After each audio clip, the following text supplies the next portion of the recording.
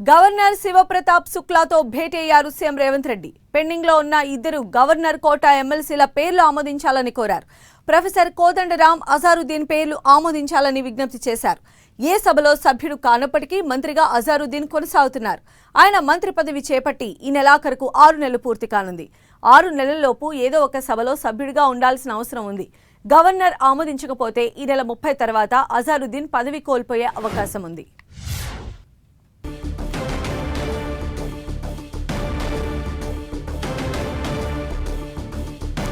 Governor Shiv Pratap శుక్లాతో భేటీ అయ్యారు CM Revanth Reddy. మెయిన్గా పెండింగ్లో ఉన్న ఇద్దరు గవర్నర్ కోటా ఎమ్మెల్సీల పేర్లు ఆమోదించాలని ఆయన విజ్ఞప్తి చేశారు. ప్రొఫెసర్ కోదండరాం, అజారుద్దీన్ పేర్లు ఆమోదించాలని ఆయన చెప్పారు. ఏ సభలో సభ్యుడు కానప్పటికీ ప్రస్తుతము అజారుద్దీన్ మంత్రిగా కొనసాగుతూ ఉన్నారు. ఆయన మంత్రి పదవి చేపట్టి ఈ నెలాఖరుకు 6 నెలలు కూడా పూర్తవుతుంది. సో 6 నెలల్లోపు ఏదో ఒక సభలో ఆయన సభ్యుడిగా ఉండాల్సిన అవసరం ఉంది.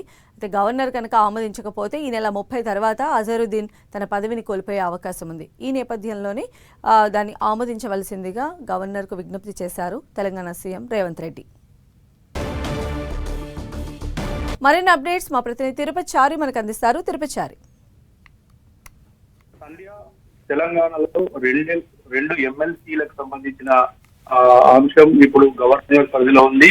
అయితే ఇప్పటికే సుప్రీంకోర్టు కోదండరాం సంబంధించి ఇక అలీఖాన్ సంబంధించిన విషయంలో గవర్నర్ కు ఆదేశాలు ఇచ్చింది.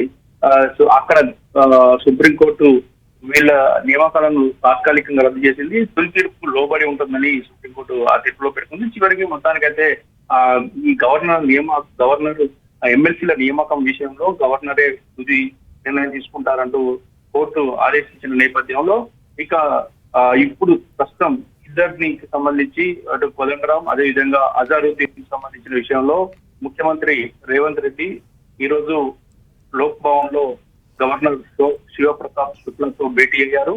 ఈ సందర్భంగా ఇటు గవర్నర్లకు ఏదైతే ఎమ్మెల్సీలకు సంబంధించిన ఇద్దరిని ఆమోదం తెలపాలంటూ ఆయన విజ్ఞప్తి చేస్తున్న పరిస్థితి ఉంది.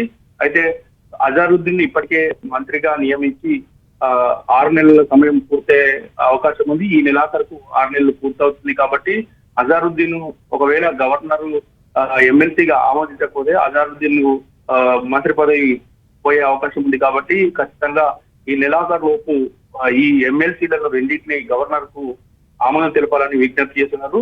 కొద్దిసేపటి క్రితమే రేవంత్ రెడ్డి లోక్ భవన్ లో గవర్నర్ తో భేటీ అయ్యారు. ఈ సందర్భంగా ఈ అంశం పైన పూర్తిగా చర్చ జరుగుతోంది. రైట్ తిరుపతి చారి.